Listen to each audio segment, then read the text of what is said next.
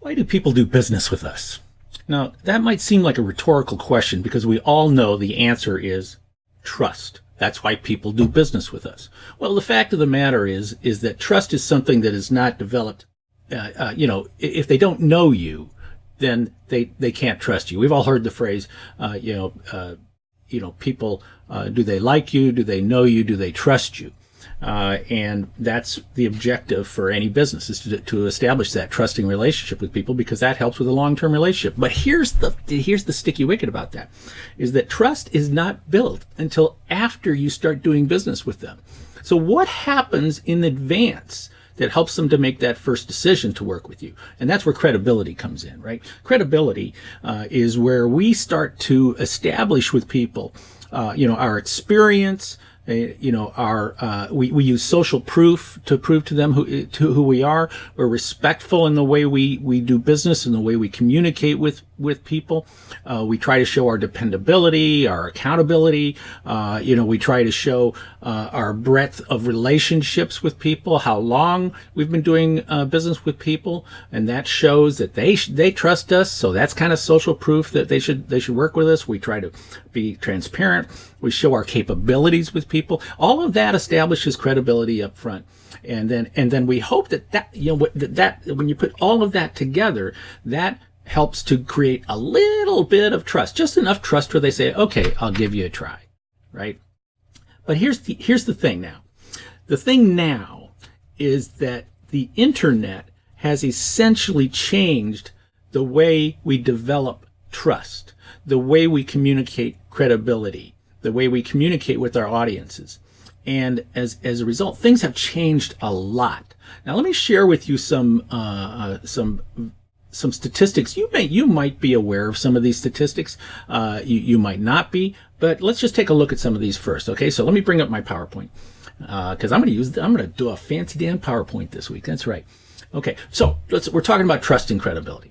All right, 68% of B2B customers research independently online before they start to communicate with a company. Now, I don't think this is news to anybody.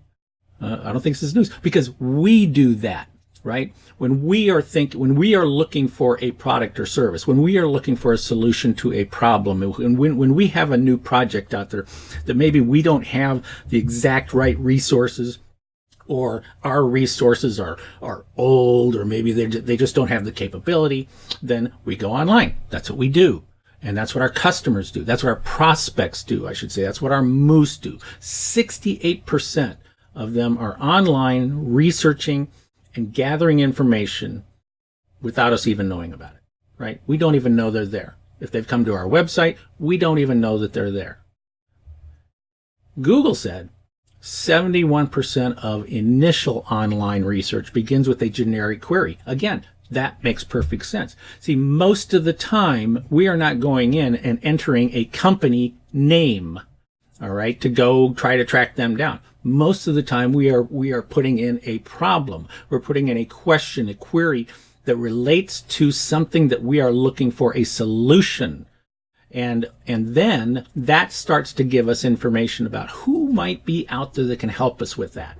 And 60% would rather not communicate with sales reps as a primary information resource. Think about that. See, that's in the past. In the past, the salespeople were the ones who provided the information. We all get that. We all get that the information, the power of the information is now shifted to the customer. But do we get that really to where we are now changing the way we market ourselves, the way we brand ourselves, the way we communicate with our marketplace? Have we changed? Have we fundamentally changed to go with with these shifts to where people are researching first? They are not looking for sales reps to give information. So what does that mean? Well, it means that sales is becoming more invite only. In other words, they do the gathering. They are coming up with conclusions in their head. They might be coming up where they cull down the potential suppliers, the potential solutions down to a handful of companies. maybe 2 or 3 companies, right, out of a myriad of possible suppliers, right? And they cut that down. So now what is happening is that marketing, because sales is now an invite only, or becoming more invite only, marketing has to be on the forefront, because marketing is now responsible. Marketing is actually the part of your business that is responsible for getting that invite for the salesperson. It is responsible for establishing credibility and for building trust as much as possible prior to actual contact with the person. Now, Peter Drucker, you've heard me quote him many, many times, the 2 quotes, and this is where this really becomes important for us. Business has 2 and only 2 functions: marketing and innovation. This is what Peter Drucker, the father, the godfather of corporate management in America, said. Business has only 2 basic functions: marketing and innovation. He said this years before the internet. And he also said, this was stunning when I read it, was that the aim of marketing is to make selling superfluous. Now, in the early stages of the internet, I sort of saw that, that it was possible for some companies to go out and use marketing to actually close the deal. But now, more and more and more, that is becoming the case.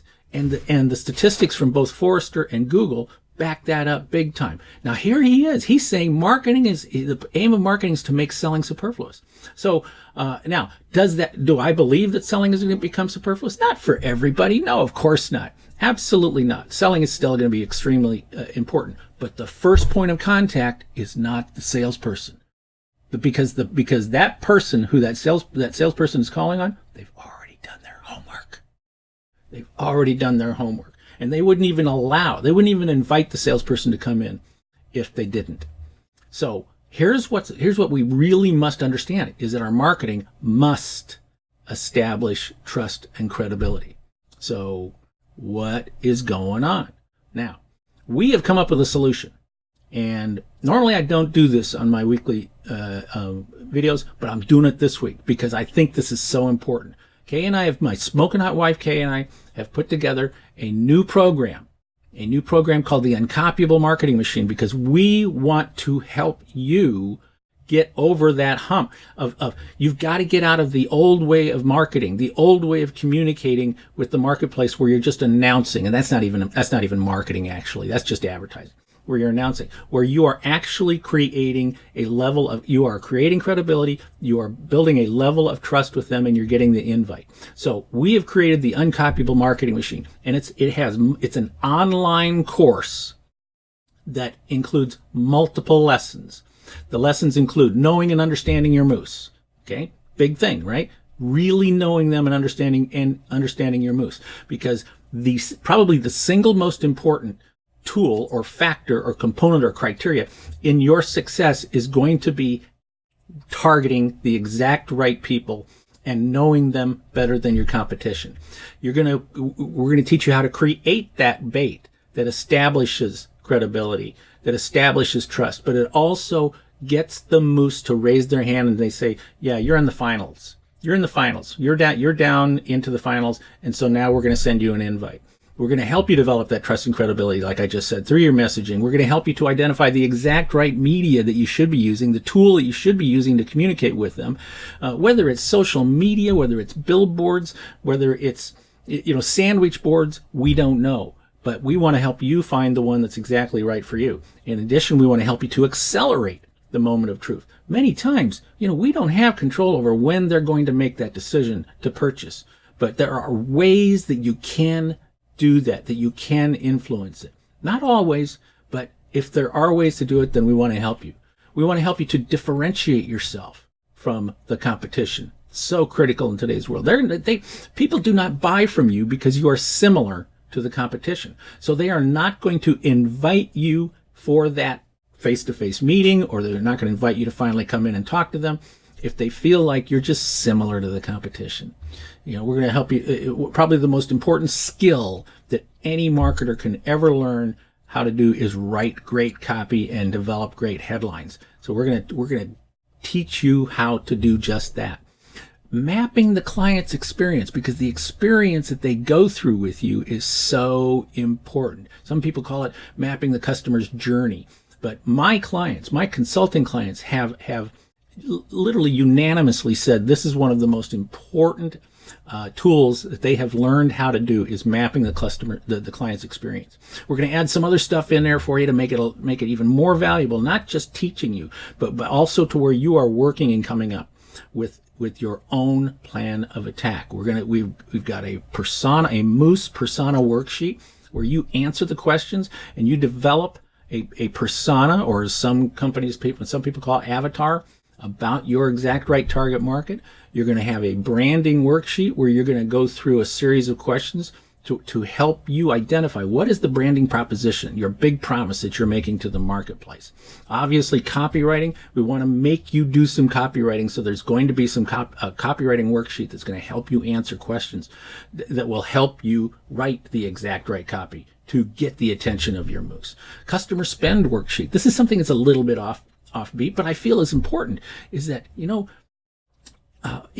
one of the deep secrets of the marketing world is that the company who is willing to spend the most to capture a new customer, they are usually the winner. They're usually the winner. Now, not everybody understands that. Now, I'm not saying to overspend to capture a customer, but just to help you understand how much are you willing to spend to capture a customer as compared to your competition. I'm going to give you a giant list. I've been compiling these things for a long time. I'm going to give you a giant list of headlines and subject lines that you can use as a template, as guidelines, as a swipe file to help write headlines and subject lines for your emails, for your advertising, anything like that. You're going to have an entire list that you can go through, and you probably won't even need anything else, any other type of resource for that. And we're going to give you a campaign pre-flight checklist. I want you to think about this. Experienced pilots always go through their checklist before they take off. And, astronauts do the same thing before they take off.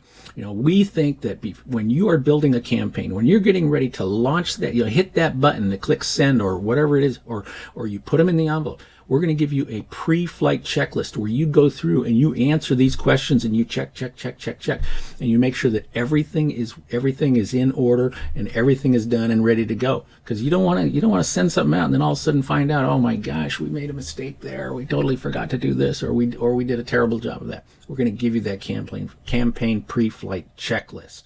This is and then in addition to that, I have a monthly private club of BFFs, who have joined me, and we share information with them every single month. We have live webinars with them. We talk to them. We've got all kinds of resources online that are in a private library just for our Gold Inner Circle BFFs, and we're going to give you 2 months free access to everything that's inside of there as part of all of this. Now think about all this. We are only selling this right now for 2 payments of $47. Sign up today, $47. 30 days from now, charge $47. That's it. And right now, as of recording this program, the first lesson is now available. So, and I'm sure later on, if you watch this later on, you're going to go on there and you're going to find out, hey, there's a whole bunch of lessons in here. In fact, maybe all of them are in there. But right now, at least the first lesson will be available, and every week from now on, a new lesson is going to be added. So here's what you want to do. You want to go to theadventure.com/machine. Theadventure.com/machine. Sign up. Let me tell you, we're going to help you be more successful. We're going to help you your marketing establish trust and credibility. We're going to help you get the invite from the prospects and the leads, the moose that you want to meet with. Okay? That's so important. And we think that this is going to help you a lot. The Uncopyable Marketing Machine, go sign up for it right now. This is Steve Miller, better known as Kelly's dad and marketing gunslinger. Thanks again for joining me this week. I'll be back again next week with another episode of the Uncopyable Business video. And until then, always remember, be uncopyable. See ya.